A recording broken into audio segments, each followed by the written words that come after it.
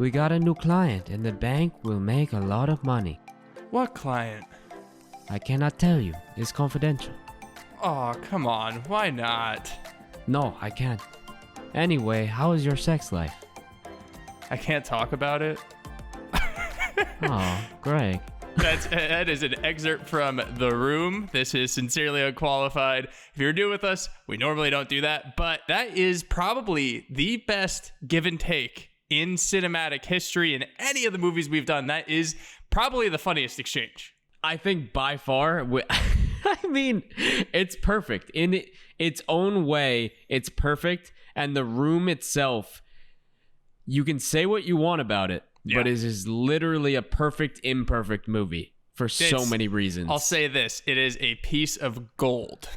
It's we'll diamond get into in the more rough. later. Yeah. Diamond in the rough that I'm so glad. Like, I don't know if it's a diamond in the rough because of the story, because of the movie, or because of Tommy, but it all combined, and I'm so happy that it was a thing, because not only did we get The Room itself, we got the disaster artist out of it, which we'll be talking about a lot today. Which you'll hear our incredible. actual takes on it soon. First, we just want to say, if you're new with us, welcome. If not, welcome back. If you could like, rate, subscribe, do all that good stuff, help us out. If you could leave a review, we're doing a challenge that there's not actually any prize involved. Just if you leave a review, you make our day. That'd be really nice. That's the challenge? That's the challenge that's that the we're challenge, doing? Yeah. That seems like a really tough challenge. Give us validation, because that's what we need. We're dying for it. We're dying for your validation. Yeah. So this episode is going to be about the disaster artist for the most part. But before we talk the disaster artist, we need to talk about The Room. We need to make sure everyone's up to speed. Then after we talk the disaster artist, we're going to do one of our segments called Over Under. This time I am going to be giving Winnie some things. He's going to tell me in quick, short sentences. I got some pre-workout. Underrated. Got some pre-workout in me. I'm ready to go. I'm all riled up. I'm ready for those questions. I got the answers ready to go. First of all, I want to make this clear before anything. Before we go into this movie. This seems pre-workout fueled. Absolutely. It's like it's legal. I don't know. I just it's have like some tea Adderall going. and I'm steroids. feeling metal. Yeah, you're the California version, and I'm over here on the East Coast, like pre-workout at 11:30. I had 2 cups of coffee already today. That's my limit. So I was like, you know what? You set a limit for yourself? I should probably start setting a limit. I'm at like 4 to 5, and then that's an issue. We'll see where to go. It has espresso in it too, and then I'm like, you know what? Probably need some pre-workout before. Do you say espresso sometimes? No. Well, sometimes maybe by accident if it slips, but I'm not going around like, can I get some espresso? Can I have an Americano with some espresso? The espresso in there real quick, please. But I want to make this clear. Yeah. This shirt will be covered most of the time because of the way that the way the studio is laid out here. Oh, also, if you are just listening, you should head over to our YouTube. We obviously put our videos on YouTube, since I said that, but we throw a lot of context in as we're going through. So maybe if you get lost sometimes, you might help out by seeing what's actually on the screen, and also you get to look at us talk, which is very nice. I mean, you could pick which one you like better, and honestly, leave that in the reviews. See who you like better. I have a feeling I know who's going to win, but, we'll get there. I am good looking, so, yeah. Yeah, well, that's one way to think about it. But I was going to show that there might be some eyes poking over my laptop at some point, and if you're listening, I have a shirt with just, like, the top over my laptop is a Santa hat. And then as I lean back a little bit, there are some eyes.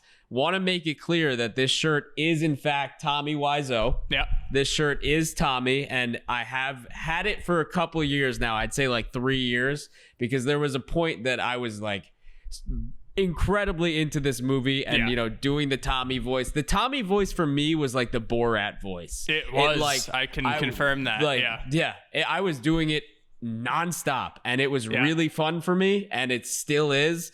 Because it's not like the Borat voice where everyone's like, my wife. If you do a Tommy Wiseau, you're refined. You're refined palate. You know what you're talking about. It's like a fine wine. You know? Is the Tommy Wiseau just like the douchebag art student version of Borat? Like Borat's the frat guy and Tommy's the guy who's everyone's like, okay, Borat is the Bush Light. Borat is the Bush Light, and the Tommy Wiseau is like a fine burgundy red. Oh wow! Yeah, that's what we're saying. That's where we're going. I'm not gonna lie, I was like, I wonder what beer he's about to say, and then you went burgundy red, and it threw me. No, that's a wine, Kev. I understand. Yeah. Well, you said Bush Light, and I thought you were gonna be like no. Stoa. I was gonna be like, no, you can't do a fucking. What am I? Oh my god. Well, okay. Well, it's gonna be like a Bud Light to a Bud Light Platinum. No, it's. Fucking, it's some significantly class. better Bud Light Platinums are. The guy wears 2 belts at all times. Yeah, class. 2 belts. All right, class. So we're talking a lot about Tommy. Before we get into the room, we need to let you guys know that support for Sincerely Unqualified is brought to you by Manscaped, who is the best in men's below-the-waist grooming. Manscaped offers precision-engineered tools for your family jewels. They obsess over their technology developments to provide you the best tools for your grooming experience. Manscaped is trusted by over 2 million men worldwide, and we have an exclusive offer for all of you. It's 20% off with free shipping with code UNQUALIFIED at manscaped.com. That's code UNQUALIFIED. Second word of our podcast name. It's up on the screen, too, if you're watching YouTube. We cannot say enough good things about Manscaped. Yeah, I mean, we can go on and on for days about, the scars, the battle wounds that you may have from going down there. We've all been there, okay? Could kind of like get marked up like Tommy Wiseau's face. You don't want that. You want it to stay beautiful, you know? Remember that scene in the movie where he's talking shit about her body and he's like, "Get her out of here." You like this is Hollywood movie. This is big Hollywood movie. We need to make sure that your junk is big Hollywood movie ready. Okay? There you go. We need to make sure that it's Hollywood quality. And the only way to do that is by using Manscaped. Anything else is going to give you those scars, those nicks. You know how much makeup you're going to need to put on over that shit? It's insane. A lot, yeah. Yeah, Hollywood that's a better quality with Manscaped. Hollywood quality movie. I was literally just gonna say like Dave Franco's hot. You should do what Dave Franco does because he probably shaves his balls. That also might be true. It might not be though. It could be. Okay. But you know why Dave Franco was actually sad when they were shaving his face and he didn't do that Malcolm in the Middle episode? Because they weren't using the Manscaped. They weren't using Manscaped. And if they would have used Manscaped, though, and they didn't use our code UNQUALIFIED, they'd ridiculous. have to pay for shipping. Pay for shipping. They didn't get the 20% off, but you can get 20% off and free shipping with code UNQUALIFIED at manscaped.com. That's 20% off with free shipping at manscaped.com and use code UNQUALIFIED. Unlock your confidence and always use the right tools for the job. Absolutely. And I just want to say this may not be part of the read, but isn't it crazy how many razors there are in movies that we might not have thought of, but now that we're doing Manscaped, yes. like the razors are everywhere. They're just like popping up in these places. It's crazy how easy it is to link a movie scene to shaving balls. I mean, maybe that's just us being like, yeah, shave balls. Like that's probably dumb guy brain. That's literally like Neanderthal brain just going like shave balls movie. Like there's some connection there. Like men in movie, balls shave. Yes, yeah, that's what we're here for everyone.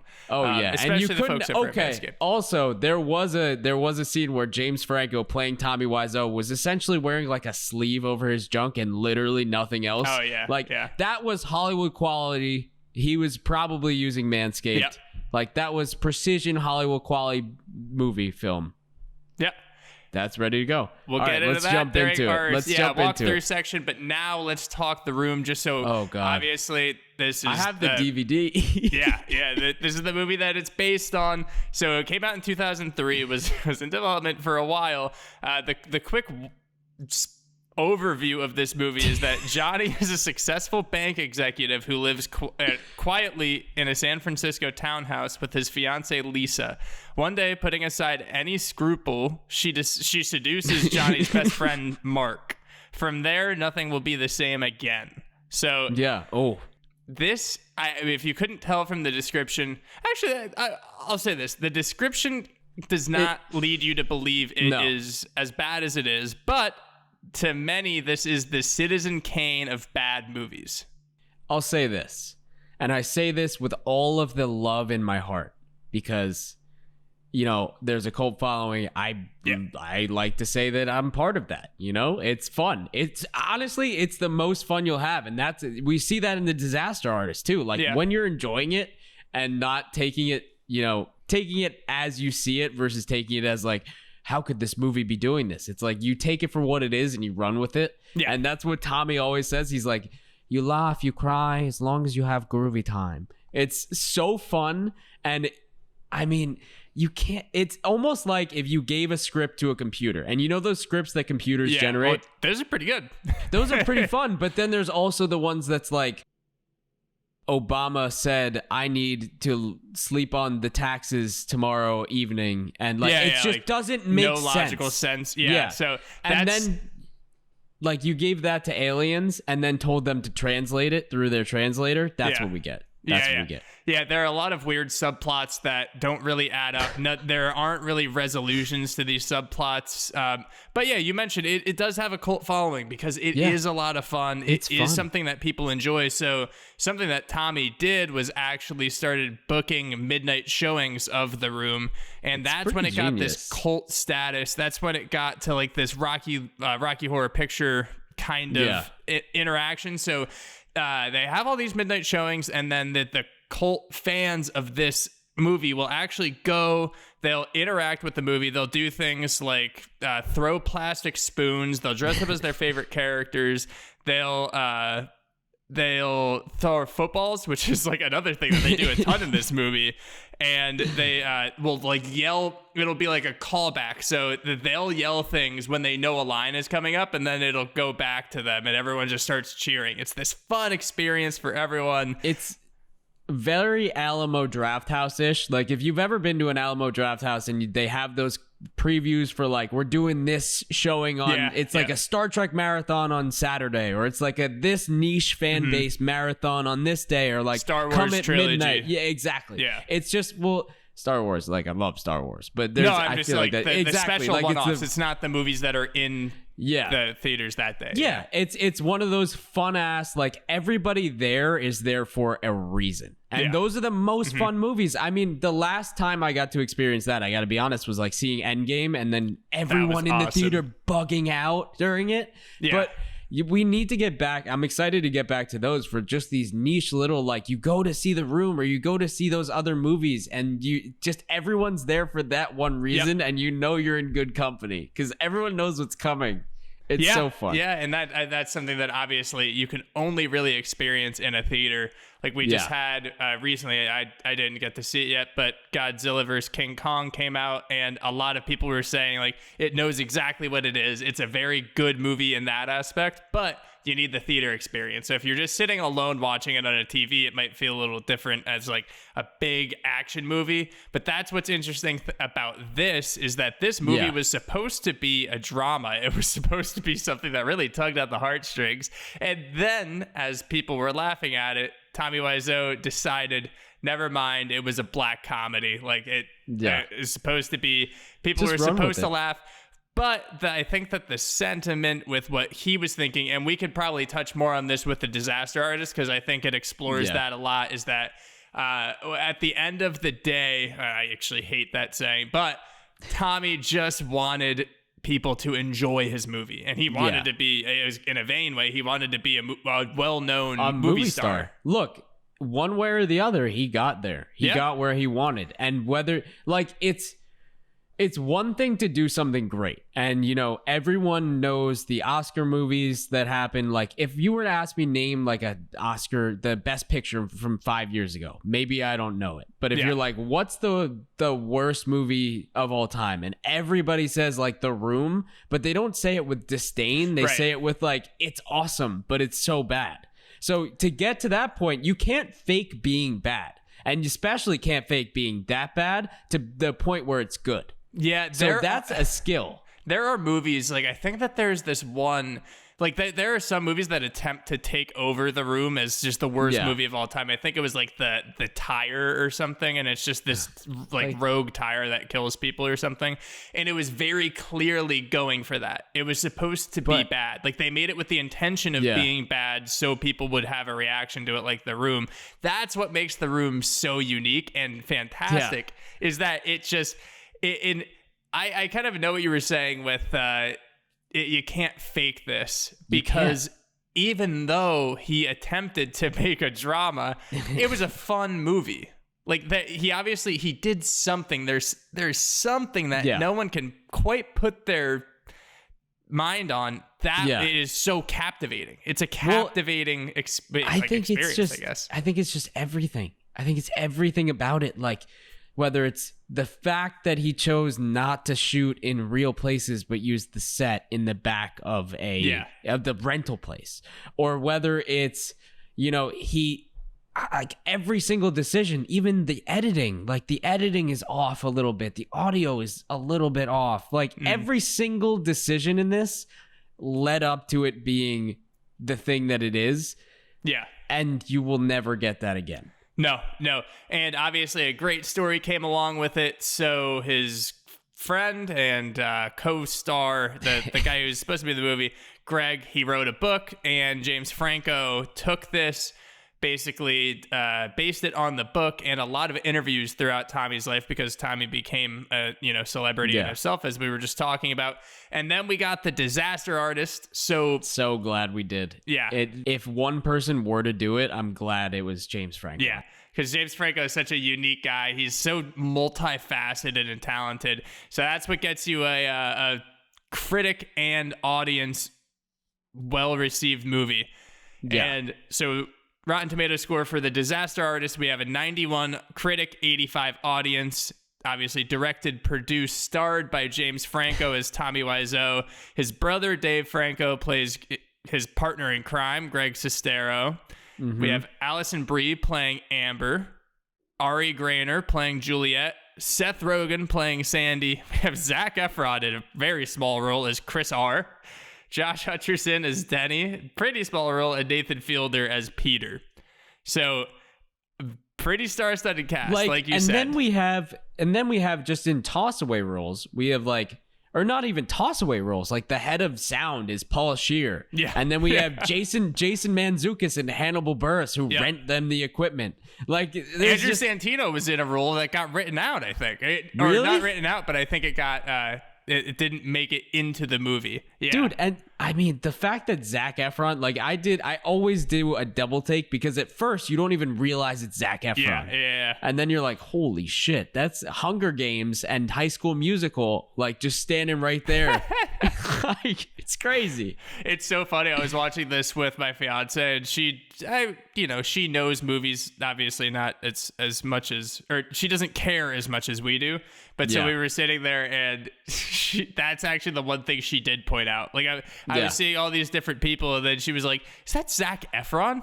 Yeah, it is. So yes, it is. What's going on here? Okay, I also got to say one thing. In the opening scene, we have Randall Park. Yeah. Yep, Randall Park. Come on. A lot of other people, he's too. in everything, too, and he's incredible. Adam Scott. We have a few other people. But just, in the non-spoiler overview section, I do want to touch on, though, just how I feel like it's actually a touching story. Yeah. And that's why this movie, The Disaster Artist, works. Because obviously you need very good source material if you're going to make a movie about a movie. But that could be really boring. It could just be a documentary. Good documentaries exist like that. But you have this story of two friends and kind of Hollywood dividing them. And you have the story of struggling actors too. And then just this very odd character in Tommy Wiseau that's played incredibly by James Franco. It was to the T. Yeah. It was just an incredible, he should have won all the awards. Right. Because of the way that he played Tommy. Yeah. It's like a perfect character piece. Honestly, if actors are looking for character pieces to study, this should be studied. The way to do it. That's the way to do it. 100%. And then just study the person till it's second nature. Yeah. And in terms of just a strict acting performance, I mean, Dave, the fact that I was thinking about this while I was watching it so much, he plays it so true to like, you just feel exactly how the relationship is supposed to be. He's the struggling actor, this older guy who's takes him under his wing, but it's still awkward. They're like living together. It's his brother. Like he grew up with that guy so much. You've had all these shared experiences, and then you're acting in this movie and you can play that so well. And honestly, it might help out that James Franco was as good as he was. But I mean, Dave's acting performance in this is just incredible to me. I think that it so helps, and it's so cool that they're brothers and can work off of each other so well. I think that they're like just being brothers makes both of them so much more comfortable to just go for it and do anything. They both have these crazy careers already though, and just working together on top of it is probably incredible. I could see the brother thing as being more difficult. Like, I feel like if I were to work with a random person that was playing Tommy, I feel like I would have an easier time capturing that exact role, that exact emotion, than if it were my brother. And I don't know. I honestly, I think I do, because I understand that they were in movies together before and that they were able to do this successfully, but I just feel like it's such a weird relationship to play, like this young actor being taken under this wing and trying to, having a very awkward experience, but something that also a lot of people can relate to.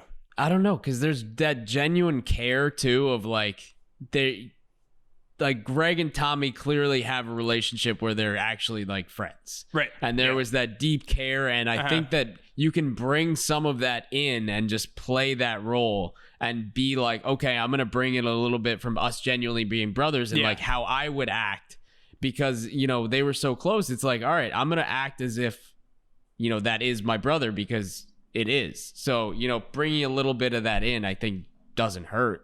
Oh, no, not at all. And you're right. I bet that specifically definitely added to the heart of the movie. Yeah. Because there was definitely a lot of heart in this movie, which was what made it a lot more interesting than what it could have been. And let's just say, that's so damn cool that they're brothers and they just get to do a movie like this together. That's so sick. A lot of talent between those two. Yeah. Like crazy. And Dave Franco, let's just say, he's king, like...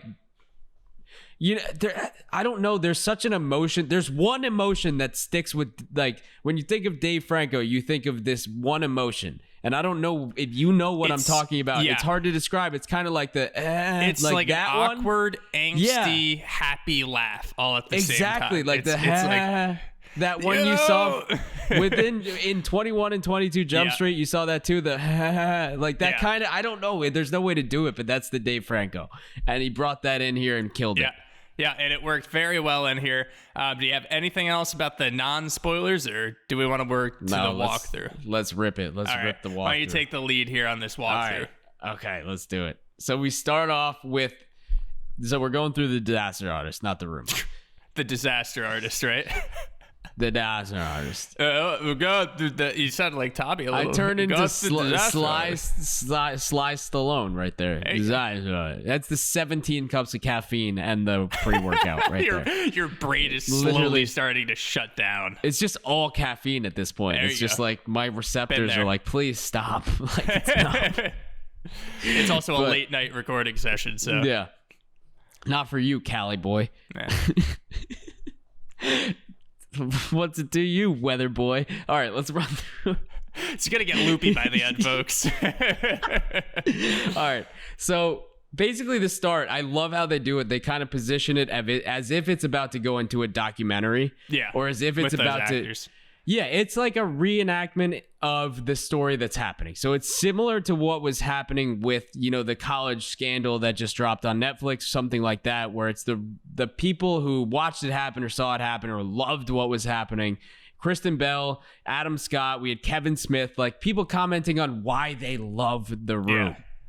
Right from there, we jump into the story. Keegan-Michael Key was in it too. Yeah, he was. Penn State guy. Yeah. Big Penn State guy. Love that. But we jump right in and we see an acting class, and we were introduced to Greg, who's Dave Franco. He's just super nervous in acting class. Like people are up there. He's kind of nervous. And then the class is like, okay, who wants to go up? And Tommy's sitting in the back and just goes, I'll go. And then walks up, does this insane thing where he just screams Bella and throws shit, starts climbing the raft. When he started climbing, I started dying. I thought that was so funny. For no reason. So after that, Greg's like, holy shit, this guy's he might not be good, but he's got something going on. Yeah. So he goes outside. Also, I wonder how common that kind of stuff in acting classes is, because I feel like when you're at an acting class, there has to be some level of hierarchy in every single person's mind of how they feel they are compared to others. And I feel like some people just have to act out because of it. And they're just like, I'm just going to go for this 100%. And everyone's like, what the hell is wrong with this person? Yeah, like, is this person okay? Yeah. I don't know how often that is. I feel like you either have to be trying really hard or just like, fuck it, let's do it. Yeah. Yeah. That would be an incredible fantasy football punishment, is to go to an acting class and do what Tommy Wiseau did. See, I always, we've talked about that, I think, maybe not on podcast, but there are fantasy football groups that will make someone go do like an open mic or something. Yeah. And I guess a lot of the time people write their material for them, which makes it pretty bad. Part. That's fun. But I'm saying, like, those kind of things you just have to go for. Like, you just have to make it fun, or else it's going to be a really weird experience for like everyone. Because if you half-ass it, it's just like, oh, it's awkward. Okay, this is like uncomfortable for me. Yeah. Why am I watching this? Like, why is this person here? Yeah, you gotta go for this. If you make it clear that it's like, I'm fucking around, that's what it's all about. Yeah. But basically, Greg is like, yo, will you be my partner? Will you be my acting partner? Tommy's like, this joke? And then he's like, no, I want to be your acting partner. So they meet up. Tommy goes to the diner with him. They have breakfast, and basically Tommy gives him a script and is like, we're doing this now. Yeah. And Greg's like, what do you mean we're in public? And he's like, we're doing this now. And like literally just starts acting and yelling in the middle of the diner. And it's not like they're good. It's not like they're Brad Pitt and everybody. They're just loud people reading a script. And he's like, I love how he's baiting Greg to do it. He's just like, as if he's instilling this real confidence. Like, you just have to be confident. You're going to be great. And he's like, come on, you have to do it. And it seems like he's trying to do like a Carpe Diem kind of thing, like Robin Williams, but like he just ends up intruding on people's days. I feel like people are just trying to enjoy their New England clam chowder, and then they just have two assholes screaming a script. But I don't understand. Like, no, I guess I understand where it's coming from in his mind, but there's also the fact of like, maybe do it on the street. Maybe like, don't just do it in a diner. No. It's not like if a I'm in a diner, mob. I'm just trying to hang out, eat my food. I don't need to hear any of that. I love the uncomfortable clap afterwards too, where everyone's like, okay. Like, can you go now? I would clap. I would have to clap. I would fucking bow. That would be incredible. If I heard a guy just like, Fortnite, like, I don't even know what he was saying. No. I think it was Shakespeare that he was going off. Yeah, I always want Shakespeare, Yeah. So, they go, we find out a little bit earlier when Tommy's picking him up to go to the diner that, he's a little rich. He pulls up in a white Mercedes, everything like that. We also find out that Tommy says he's from New Orleans, and just like, he's clearly from Eastern Europe. Like, there's no two ways about it. He's got the accent. He says he's from New Orleans. He says like he's Greg's age, and they start playing football. He's like, let's go throw the football. And he has no idea what the fuck he's doing. He has no idea how to play. Oh, it's nice. Great American game. Yeah, it's a great American game. No idea how to play. So they go back. They go to Tommy's apartment. Mm-hmm. And first of all, really interesting thing that they threw in there is he's got like a keychain or a key ring that like a janitor at a high school would have.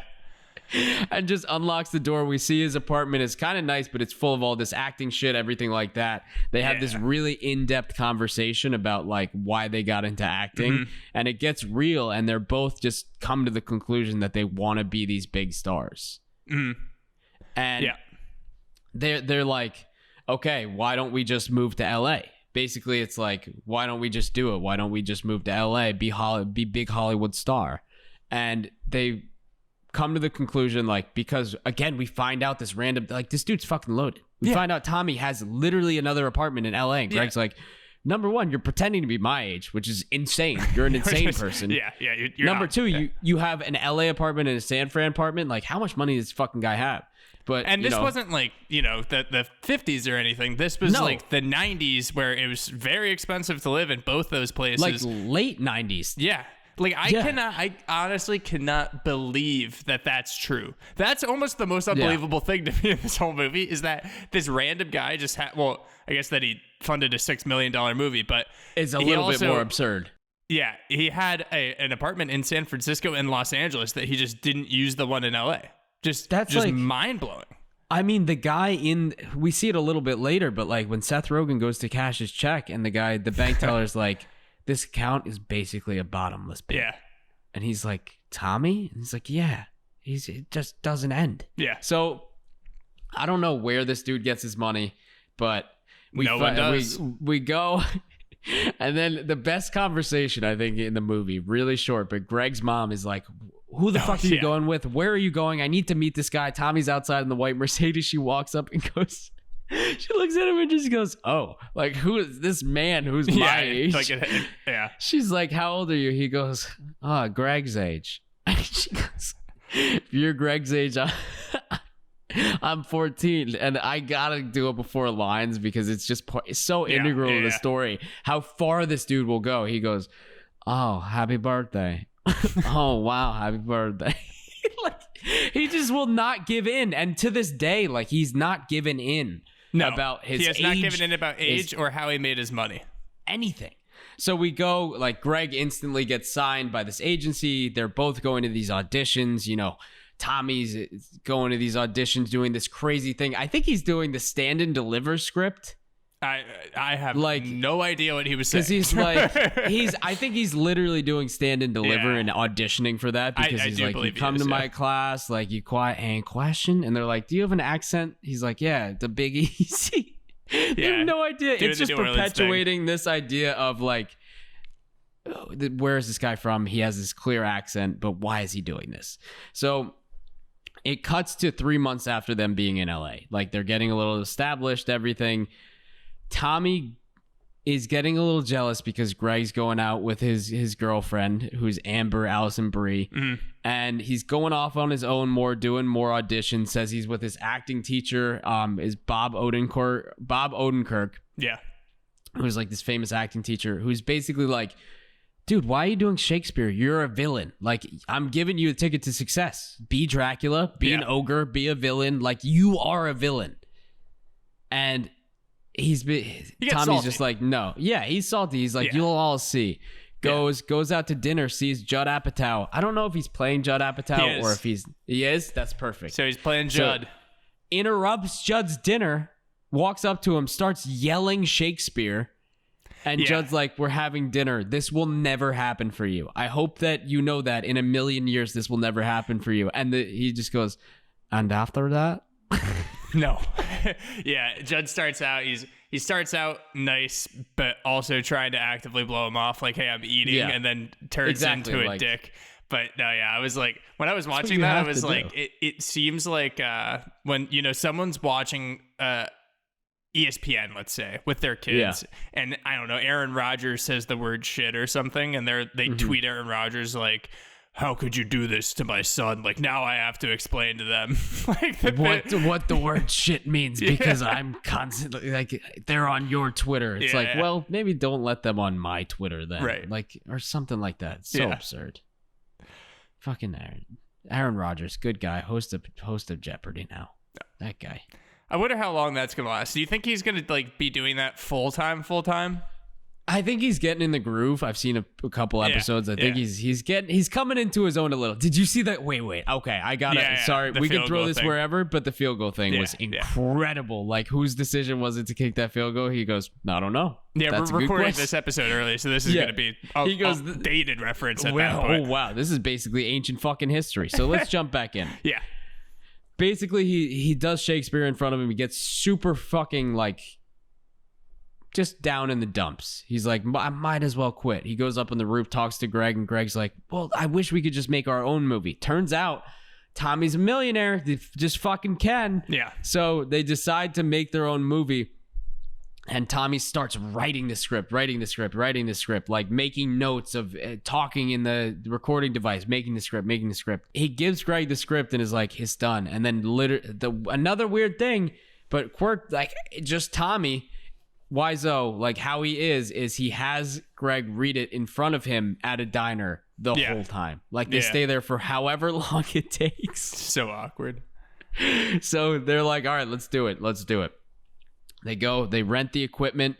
They start hiring everybody. Like they have lines out the door for casting calls, and they hire Lisa because they made her do like this weird ass interview. They were like, oh, lick the ice cream. The ice cream's melting. Like you have to lick it. And she's like, is this movie real? It's not a porno, right? Yeah. Like, why am I licking this cone constantly? Like, what are you trying to see here? But they hire her. They hire like a ton of other people. They literally the first people that they meet, it seems like they hired for the jobs. Yeah. Like, so like Jason Mantzoukas, his character, and who else is it? Is it Hannibal Buress? Hannibal Buress, yeah. So they're just like, hey, so they are the people that they rent from or buy from. Most people rent. Yeah. They bought the equipment, and they were like, yeah, this is our staff that normally works. Like, here they are. Yeah. And he's just like, yeah, I'll take them. They're like, what? They literally bought digital and 35 millimeter, which is like, you do one or the other. And then they're even like, but they're lit differently. Like you can't. And he's like, we do it both. We do it a Hollywood movie. Like, just why? It's clear they have no idea what they're doing. And they're just like, Tommy likes to think he knows what he's doing, just hiring everybody. Yeah. And it's crazy. They just start filming everything. And at the start, it's like, oh, this could be good. Like the first scene we see is with Zac Efron and Josh Hutcherson. And it looks like, oh shit, this could go somewhere. Like the acting wasn't bad. Yeah. As we progress, we see like the oh hi Mark scene, and we see all of that, how it takes 97 takes. Tommy can't remember his lines, or he's like committing the fake suicide. Yeah, and like still moving around afterwards. I know. Yeah. We can't all be Chris. He's like, can I call him Chris? He's Chris R. Yeah. So like as that's happening, obviously Greg and Amber are progressing their relationship. So Greg decides to move out, and Tommy isn't too happy about it. It doesn't really go too well. And then the next day they have this sex scene, and Tommy's going crazy. Tommy's just freaking out, basically like, no, it needs to happen this way. And everyone's just like, no, like, stop, man. Greg's getting in his face. Tensions are high at this point. Yeah. Just like literally it's just the breaking point, because we also find out like Tommy's been secretly recording everybody and just reviewing everything they said about him on set. Like, find out nobody has any confidence in him, kind of yells at everybody and says fuck it, and then proceeds to go and like look like he's having sex with her belly button. So like clearly there's been no improvement here. Yeah. She goes, I think you're aiming a bit high. He goes, just do the scene. Like my ass will sell the movie. It's just incredible. He goes, like, I need my ass to sell the movie, which is great. So from then on, it's kind of a personal vendetta that Tommy has against the rest of the cast and crew. Yeah. It's like he doesn't pay the AC bill, doesn't give them water, like making it the worst conditions possible. Mm-hmm. You know, showing up late. Yeah, showing up like 4 hours late. And the worst thing that happens is that Greg actually gets the opportunity. He meets Bryan Cranston. Amber knows him from yoga. Like they connect. He's supposed to do a Malcolm in the Middle episode where he's a lumberjack. He's got this beard, this long ass beard. Big. Talks to Tommy about it after all this has happened. Is like, look, can we just move the scene to next week? I gotta go and film this Malcolm in the Middle scene. He goes, I love how he kept calling it Little Malcolm too when he's talking Little to Malcolm. He's like saying that he had no idea what the show was. Like, why would you want to do this here in a movie? Yeah. Oh, and he's like, you have to shave, man. You have to shave for this scene we're filming tomorrow. There's no ifs, ands, or buts. It's either you do Little Malcolm or you do this movie. He's also, like, I made this. I guess Tommy had the money and time probably to reshoot. But like, absolutely, what are you gonna do? I guess like you would have to just reshoot his role. But you just shoot other scenes that day. Oh no, yeah. I'm saying like if he was like, oh, I'm going to do Malcolm in the Middle and just stop shooting, like what would Tommy have done? He would have had to like I have no doubt that he literally would have kept all of that footage and just replaced him for the rest of the movie. Like whatever wasn't filmed, he would have just replaced him and not said a word about it. And just made it seem like it was normal. If he didn't even kill him off actively on screen. No. If someone like if there was just a line of dialogue that he was just like, oh, Greg dead. Yeah, no. Oh, I think it would have been just Mark. Sorry, Mark, because it would be the room. Yeah. So, Mark dead. Mark. No, we don't talk about Mark is no longer with us. Like, I think he would have just replaced the character and had somebody else play Mark. And I don't think he would have mentioned it. That would have been awesome, too. You know when a character gets replaced in a TV show and you're like, no, that's not how it was, but let's see how it goes. Like in Game of Thrones, when they replaced...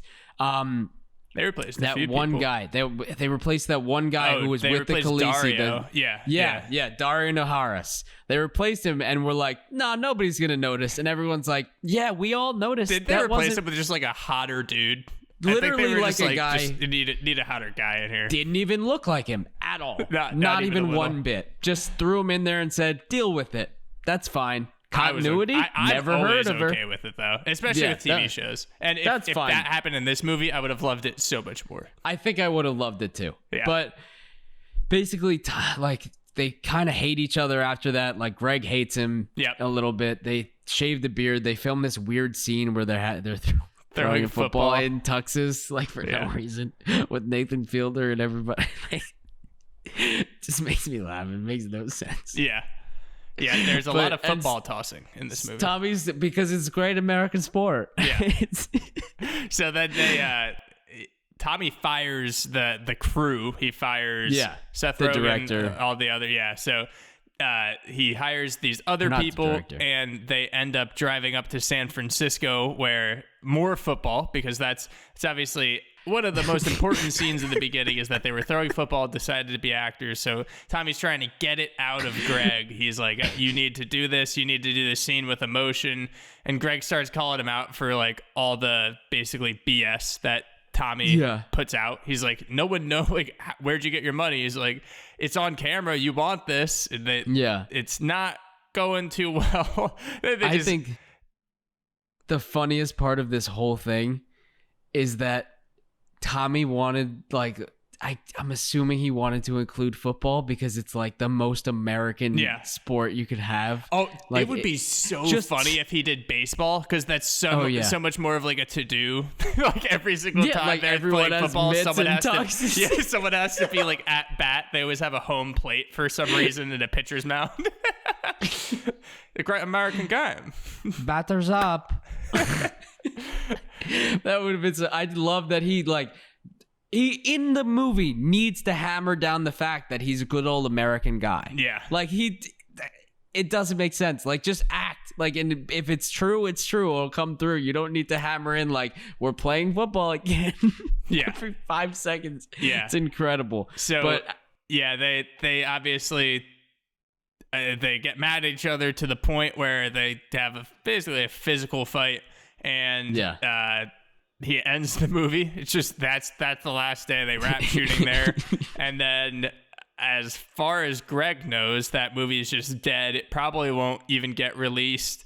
But and he's doing plays, he's acting, and Tommy ends up outside his theater after he sees a billboard for the room, and he gets an invitation to the premiere. So Tommy goes in person to tell him he wants him at the premiere, and Greg's like, no, I'm not going to do that. They're not on good terms. But he ends up getting him to go. Yeah, and it's a whole thing. Like literally there's the whole billboard, there's the billboard with his phone number on it. Yeah. We'll talk about that. Yeah. But there's that, and then there's, the limo. They're even in the limo about to get to the premiere, and they drive by it, and it's like the people they worked with are like, what the fuck's going on? Yeah. They see them in the limo. Creating like suspense. They know who it is. He's like, there aren't enough people there. We need to come back. But they get back. Tommy's okay with the amount of people. Even Seth Rogen's character says like he's shocked at how many people are actually in the theater. So he does a decent job of selling the seats because of his marketing, probably.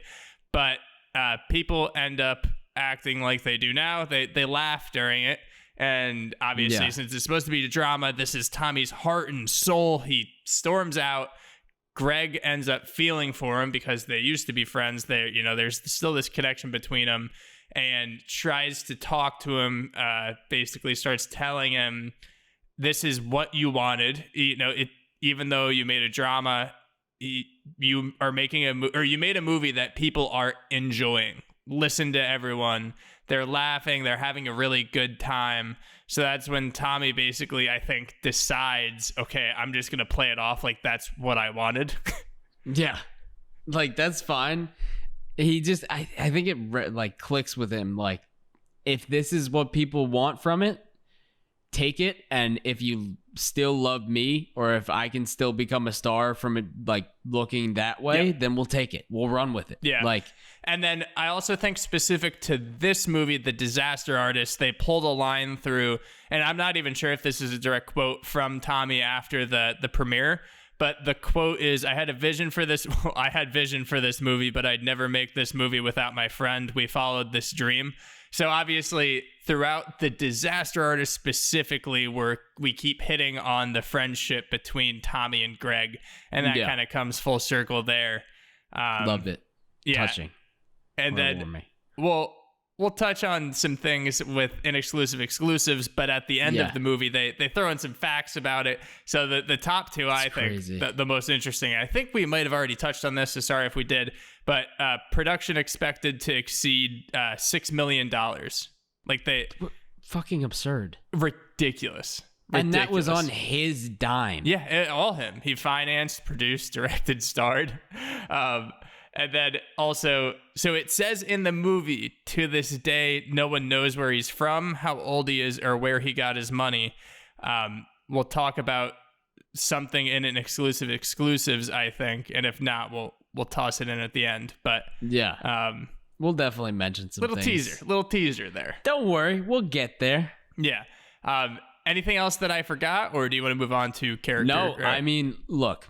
Let's be honest. I think that this movie easily jumps into my top 10. Okay. I think I not forgot, but put it on the shelf for a little because I didn't want to, oversaturate myself with The Disaster Artist. Yeah. I think that I'm very happy to have rewatched it. And for anyone who has not rewatched it, I highly recommend watching this and then The Room, or if you want to watch The Room first and get the full experience and haven't seen this. I actually think it might be better to do this than The Room. I don't know, because after watching that, you could come in and be like, oh my God. Like, look at you can actually see the story kind of going along with it. The whole story behind it. Yeah. Like, how did this happen? Maybe I'm just projecting myself onto that because that's how I did it. I watched this and then The Room. Yeah. But I also, I'm not going to put this in my top 10. I really did enjoy it. It is a fantastic, fantastic movie. It's just that I'm thinking about what else is in my top 10. It doesn't quite break it for me. It's just such an interesting story. It's such an incredible acting performance that, I mean, it's undeniable how great it is. Absolutely. I think you put some respect on the Disaster Artist name. Oh yeah, no, not disrespecting. I mean, top 10. No, I know. I'm saying it's in there. It's in there for me. It's replacing something, and I haven't decided yet, but it's replacing something. Sounds good. For sure. We'll release those at some point. Maybe we'll get there. We'll get around to it. I feel like we need to check the audio back for how many times I've said I'm going to replace this or put this in my top 10, because my top 10. That's why I'm holding off from saying it. My top 10 has 40 movies in it now. Your top 10, 40. Yeah. So let's move on to favorites here. What is your favorite character? We'll do characters and lines today. I'm going for the chalk. But this was it. The attention to detail and the sheer execution. Yep. Were worthy of every award under the sun. and that was James Franco playing Tommy Wiseau. Yeah. I mean, it's okay. Obviously, we went chalk 2 weeks in a row now. That's okay. Yeah. But it needs to be. When you look at Tommy, or when you see Tommy in this movie or James Franco as Tommy, I just used the word undeniable, but that's what it is. Like, you see Tommy in interviews, and it's just like, wait, this is the same guy. Like, the when same they exact talk, guy. it's the same person. Yeah. Like, they talk to each other in the voice. Yep. And it's fucking incredible. And also, like, that's how you know you have to do a really good impression. And obviously, Tommy has to be a certain kind of person to be able to do an impression back, because honestly, like, the way this movie is, and that's another thing that I think he's really good at, is that he doesn't poke fun in any sort of way. Like, I feel like the basis people would think you're kind of poking fun. I feel like a lot of impressions, you generally do poke a little bit of fun, but this is just straight up impression, and he's a huge fan of him. Yeah, and I think that there's a genuine appreciation for the fact, like, whether you think The Room is horrifyingly bad, or you're a fan, or you're a cult class, like, there's an appreciation, and like, there was no malice in the creation of the Disaster Artist. And like, there's funny, okay it's a comedy because it's fucking hilarious. Yeah. But there was no ill intent at all. Right. Yeah. Like, it was just the story. Yeah. Tommy's on record saying he's okay with it. So my character, just so we don't go chalk, because I already talked about off the top how much I like Dave's performance. Literally put the logo of the Chalk Zone under my picture. You remember that show, okay. The Chalk Zone? Very good show. I am going to go Zac Efron as Chris R, because Chris R is the best actor in this movie. 100% stamp it. You think so? Chris R? Chris R is the best actor in the Room version of the Disaster Artist. Easily.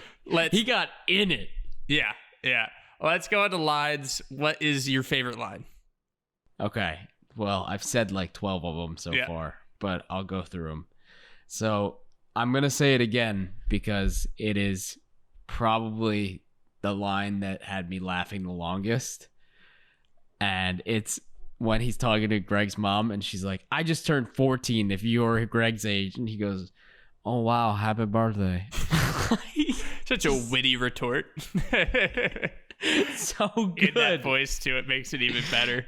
Yeah, it's so good. Oh, wow, happy birthday. Yeah. Mine is when they're talking about like why they're wannabe actors, and Dave says everything changed with Home Alone. He's saying like how Home Alone made him want to be an actor, and Tommy goes, oh, you were home alone long time. Like asking if he was home alone for a while, because he's apparently never heard of Home Alone. That's so good. Macaulay Culkin, he goes, okay. Mine is in the same scene when Greg's walking around the apartment and he's just going like, looking on my stuff, little bit nosy guy. Yeah. Such a weird just way of saying that. Like the phrasing. He's like trying to understand English in context, but has no base. No. My last one, we'll wrap up here with the favorites. It's actually from Judd. It cracked me up when he said a waiter or something runs over to get Tommy, basically to kick Tommy out of the restaurant. And she's like, oh, I'm so sorry about that. He goes, thanks for rushing over. You made it through 2 fucking acts of Shakespeare. So good. And that was such an uncharacteristic thing for him to play. Yeah. Yeah. Because I feel like even in general, he's probably like a nice guy, or would just be uncomfortable if you came up to him and just be like, oh, yeah, okay. Yeah, like, no, that's what people say. People say he's a nice guy. That's why I put my stamp of Judd fandom out there. So I'll actually start out in exclusive exclusives. You want to jump right in? Let's go for it. Yeah. So I'm going to start it out with thing about Judd quick, just because obviously we transition all the time here. James Franco actually got him he tricked him. and got him to play an asshole version of himself. So originally, Franco told Judd that he was going to play an asshole producer.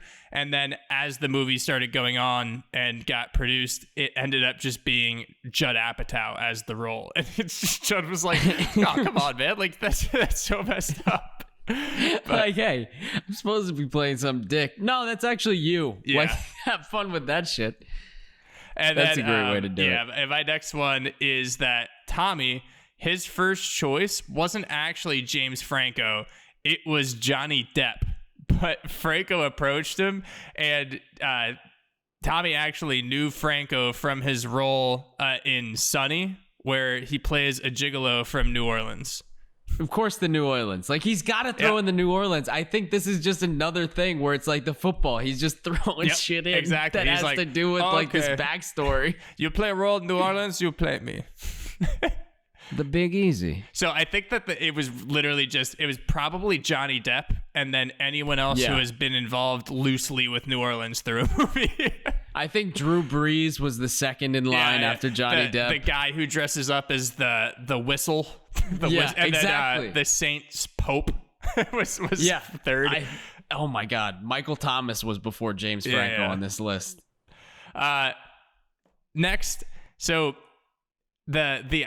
this movie came about because Tommy was once stuck in a traffic jam caused by the Golden Globes, and out of frustration of not being invited to the ceremony, that's when he came up with the idea.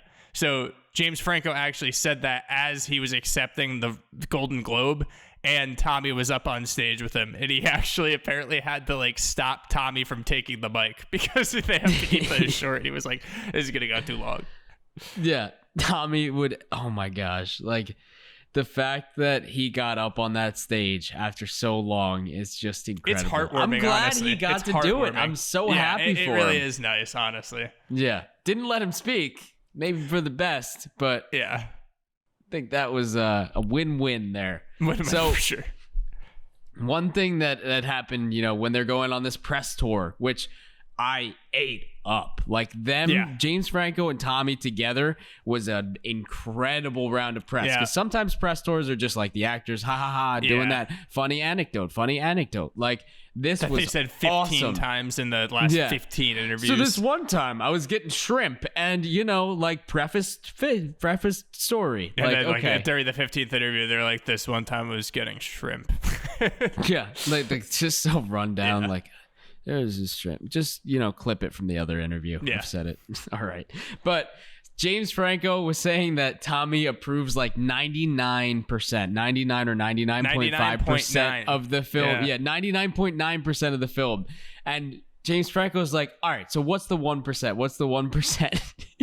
And his only objections were the lighting of the first scene. And James Franco was like, look, Tommy, that's just because you were wearing sunglasses. Like, you're always wearing these sunglasses. That's the 0.1%. And then he thought that another little thing was the poor way that James Franco was throwing the football. Yeah. But, like, I can imagine that being so true. And even from the room, like, you know. Yeah. There's no redeeming that. No. And then, like, based on The Room, there's this cult classic following that we've talked about.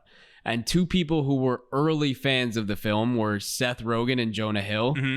And at one point, Jonah Hill saw Tommy Wiseau at a grocery store in Los Angeles and was so like in awe of what just happened. You know, like that's happened to me, like me or you before, probably, where you see somebody and you're like, no fucking way. And you don't want to bother them or anything. So what Jonah Hill did is he took a photo of Tommy Wiseau and sent it right to Seth Rogen. Like, instead of going up to Tommy or anything, just took the photo low key, which, you know, is such a fan move. Yeah. And I love that. Like, literally a big Hollywood movie star, Jonah Hill, taking that secret photo of Tommy. It's incredible. So funny here. That also humanizes Jonah so much, and that's how you know he's not like Jonah is who Jonah puts out to be.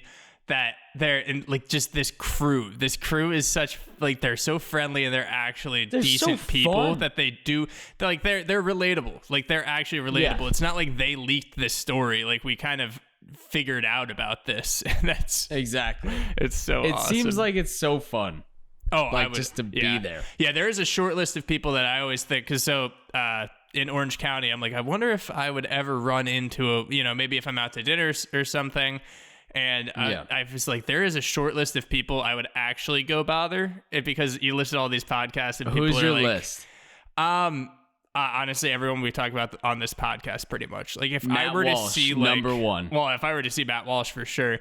But no, I'm saying like if somehow for whatever reason I saw like Judd or Seth Rogen or like you know James Franco, anyone like that, I would have to. I know, but you would have to do it in like a good way. Just what would you say? Like, what would your move? What would your like pickup line be? I mean, also it would depend on what they're doing. Like if they're like they're busy, I'm not going to bother them. But if they're having like an omakase meal, like an 18-course omakase at, I mean, I wouldn't be around that. But no, I'm just saying, like, if they happen to be hanging out and they looked like they were, if people weren't swamping them already, I would probably just walk up and be like, sorry for bothering you. Just wanted to let you know I'm a huge fan, and I just needed to say something because I saw you. Just something like that. Yeah. Just get out of there. At least I'm sure they don't get that a lot, so I think you would fit.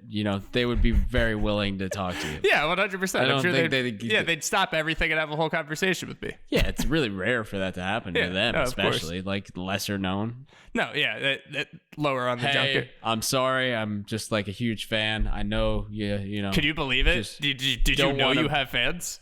Don't want to bother you at all. Like they're like, oh fucking thank God you don't want to bother me. Yeah, it's a good thing you're not doing that right now. Yeah, like at least this guy doesn't want to bother me like you other assholes. Yeah.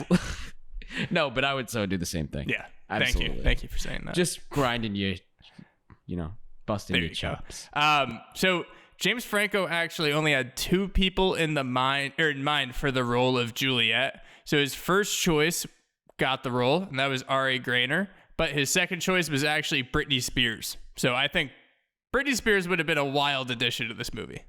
Yeah, I think that would have put the cherry on top of everything, but I don't think it was necessary. It might have even taken away from everything. Yeah. I think that would have been distracting. I think that's definitely true. So this next one, so in the movie, obviously they moved together. But in real life, Greg and Tommy actually didn't move to LA at the same time. Tommy ended up offering his apartment to Greg for, a small rent or a small monthly rent. And then Tommy ended up moving after.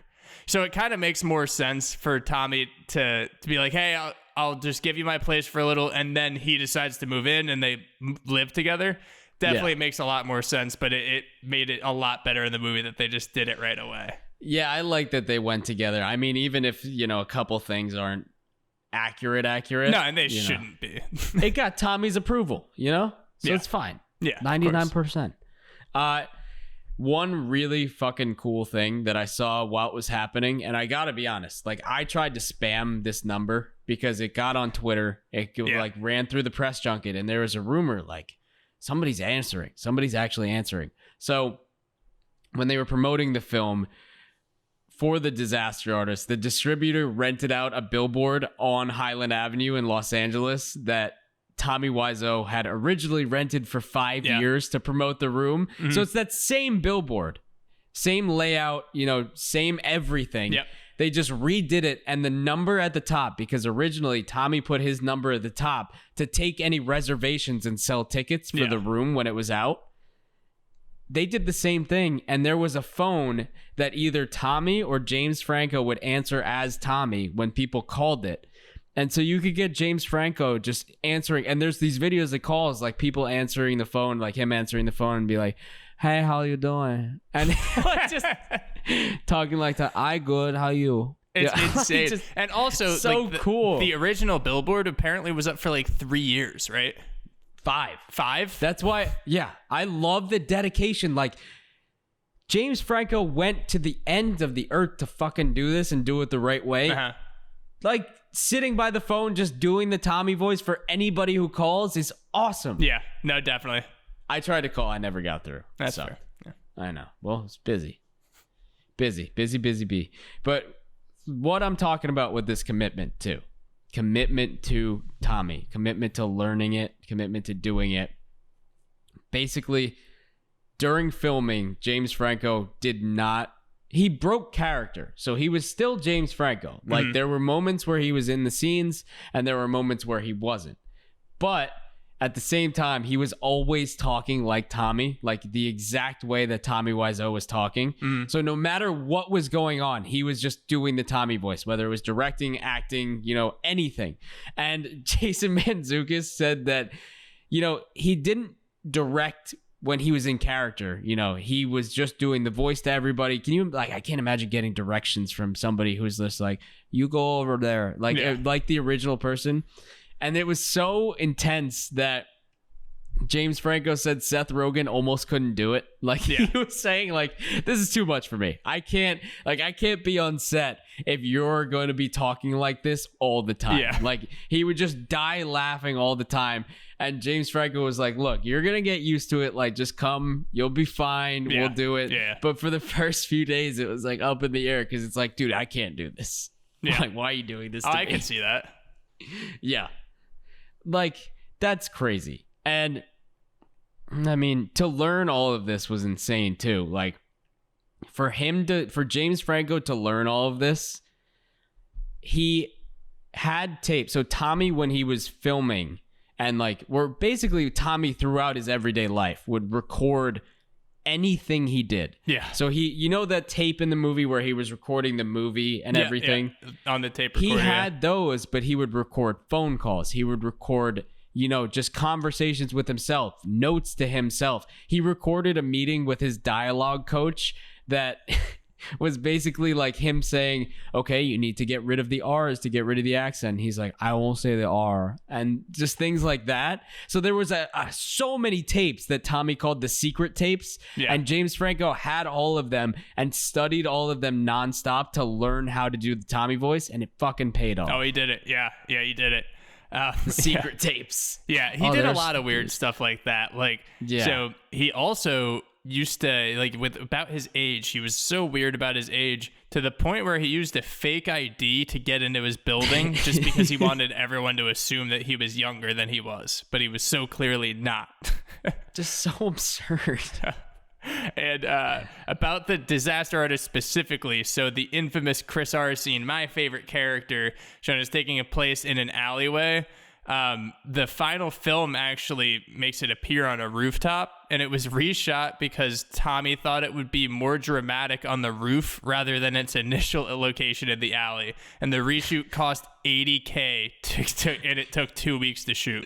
So I also misspoke. It was originally, it was specific to the room. That he literally doesn't care. No. Yeah. That he was like, oh, more money? That's fine. Just does not give a fuck, and it's awesome. Yeah. This story is almost too good. The story itself, the room is magical, but the story itself is just as crazy. Yes. No, I mean that's obviously what makes it a good movie. Yeah. So the one thing that was kind of crazy about everything, to get this movie made, obviously you need Tommy's approval. Yeah. Because it's based around Tommy and Greg. To get that, they had to go through these contract negotiations, and eventually it came to Tommy needing a cameo in the movie at one point. Yep. But he wanted his cameo to be opposite James Franco, who was playing him. So he wanted the movie about him with the guy who's playing him to have a cameo with the real him. Yeah. And it's not even like Tommy can attempt to do an accent to not sound like himself. It would be two people speaking the same way. It would be more like Tommy if he was doing an accent to not sound like Tommy. Yeah. Because then it'd be like, oh, yeah, we know who you are. And then apparently, for his cameo, they were kind of like, maybe we'll get you a mustache, blah, blah, blah. So he came on set with a mustache drawn on. Yeah. He didn't even... James Franco's like, we'll get you a mustache. We'll get you a fake one. You don't need to draw it on your face. And eventually, they cut out the scene with his cameo because it literally made no sense. Why the fuck would Tommy be in there? Mm-hmm. But they did recreate the same, every scene as we saw at the end, side by side. Yeah. That was awesome. But they hadn't negotiated the footage, like from the room with him yet.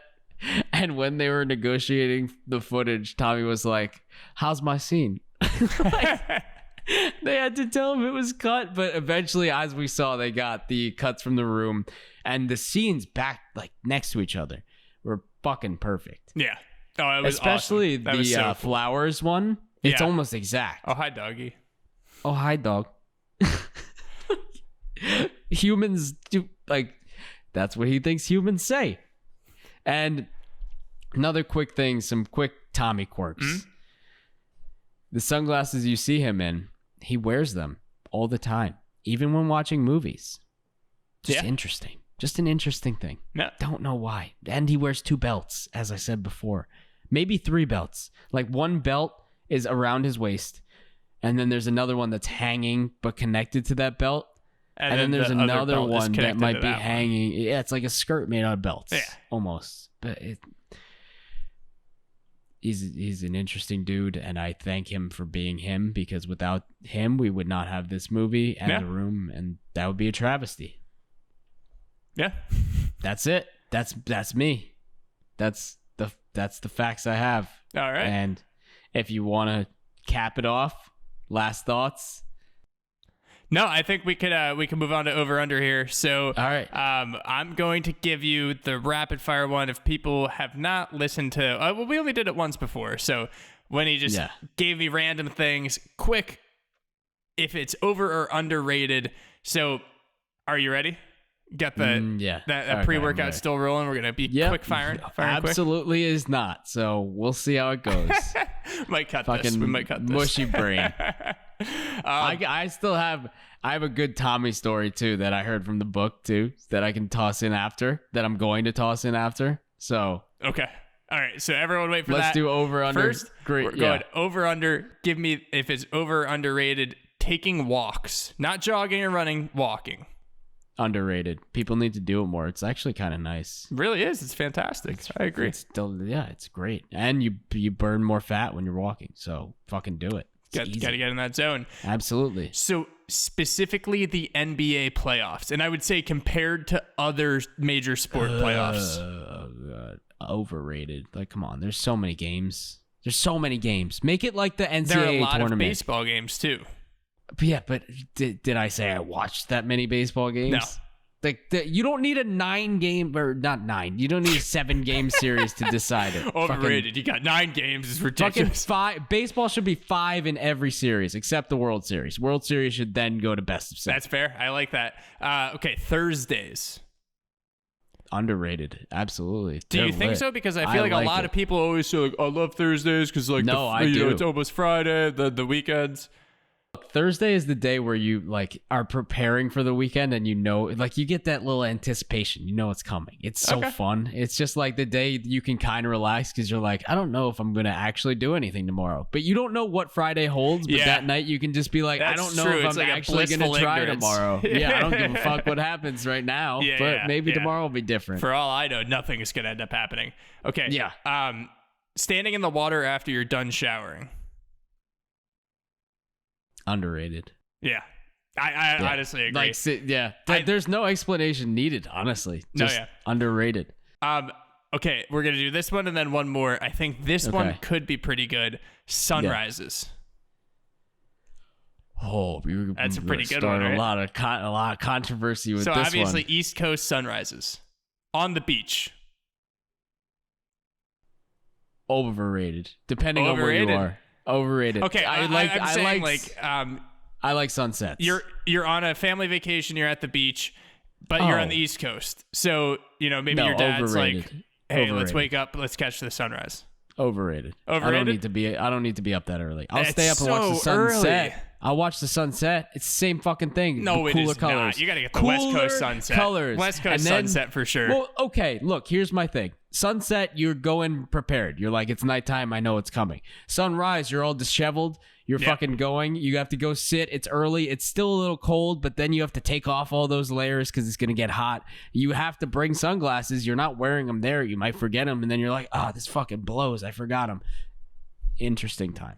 Okay. I like that. Yeah. Okay. Last one. We are going rib cage tattoos. So Obviously like a little. I know what you mean. Yeah. I know what you mean. Yeah, I exactly. And it's got to be. A lot of people have them. A lot of people like. Put me in a corner here, Kev. Put me in a corner. You don't have a ribcage tattoo? No, I don't. I'm saying they're overrated. Okay, I would agree. I think that's a commonly used spot for cursive language. I think yeah. I think every single guy, including myself, hands up. Cursive. I was like, oh, I would like a tattoo there. And I kind of grew out of that, but I wouldn't say. I say that I would agree that they're overrated, not because I dislike them, but because it's so like a lot of people go there. Yeah, and it's always cursive. It's going thigh now. Thigh is the fucking wave. Not that I would know, but thigh is the wave. Me neither, but a lot of people are doing thigh, it seems. It seems like it. If you've got an astronaut and a shark on your thigh, shout out you. Yeah, that's our Is buddy. Is that a submerged person or is it an astronaut? Let us know. Yes. Okay. Is it somebody in the water if you're looking still at the shark? We love you. Let us know in the comments or give us a review and let us know if there is a shark next to an astronaut on someone's thigh. Is the shark in space or is the astronaut underwater? What do you think? Let us know. Maybe the person that's listening would let us know. Let's see if he listens all the way through. The shark is smoking a cigarette and it's also above the astronaut in location. Okay. So that gives you a little more context. Give us this one last fact and then we're going to wrap up here. All right. Something that I personally participated in is they gave out pens that so it said Tommy's World on the pen. They gave out those as promotions and I had like 3 of them and it was fucking awesome. Okay. They had like the world on top. That's what everyone was waiting for. They were sitting at the edge of their seats. I had a story. You said fact. I had one more fact. I have a story about Tommy. So to prepare for the release, he was going to the Palms and to celebrate the release and didn't have a reservation with Greg, and Greg didn't know that, but he walked up to the Palms and everyone's like looking at him like they don't know if he's famous or not because he kind of's got that look, but he also doesn't. Walks up, gives like a fake name. So he was like Robert, and they were like, no Robert here. And then he was like, oh no, I meant Roger. And then they were like, no Roger. And then he was like, oh, I meant John. And like the person going along with this, number one, like, come on. Yeah. Number two, sees a John. She was like, John Party of 4, and he's like, that's it. And then goes, finally they take him to go sit down, grabs wine menus, go. They bring him to one table and he starts going like, no, I only sit in booths. Tommy only sits in booths. So he's somehow like, the quote was like, it's either they're going to give him a booth or they're going to call animal control to get him out of there. So they bring him over to a booth. They're having dinner. Weird order. They're like, what do you want? And he's like, just give me a hot glass of water. Like such an oddball move. And the waitress is like, "That do you want anything? Just hot water?" He goes, "Are you tipsy? Just give me my order." Are you tipsy? Is such a demeaning thing to say to someone who's serving you. Some girls come over and start talking to them, and they have their drinks and blah blah blah, and they're like, "Oh my god, hi, who are you?" And then as they're talking, Tommy just goes, like, what do you do other than drink? I don't think it's a demeaning thing to say to someone. Belittles the fuck out of them. And they just instantly, like Greg was like, I saw the light leave their eyes and they just left and just didn't talk to us again. That's the funny thing is he's played it. He is a very likable person, I guess. But at the same time, I mean, I was even thinking of it. I was like, okay, is he the most secure person ever that he made the worst movie of all time? And it was like, no, it's just, it's just a comedy, whatever. It is playing along. Or is he just delusional? Yeah. And I think that, a little bit of both. I think there's a screw loose up there probably. Yeah, maybe. But you laugh, you cry, you have groovy time. Again, whatever middle road we took to get there, the end result was the same. You laugh, you cry, you have a groovy time with it. And that's what we did with the Disaster Artist. We loved the Disaster Artist. Fantastic. Franco and the crew at the top of their game. Absolutely. We are going to be doing Knocked Up. So Judd plays a asshole producer in this movie. Knocked Up next week. I think. Yep. I would call it's almost in that classic range. We'll see. Okay. We'll see what we think about it. Yeah. We'll see if it gets there. Yeah, we'll see. But until then, I'm Kevin. I'm Winnie. And we'll see you at the next episode. Wow, happy birthday.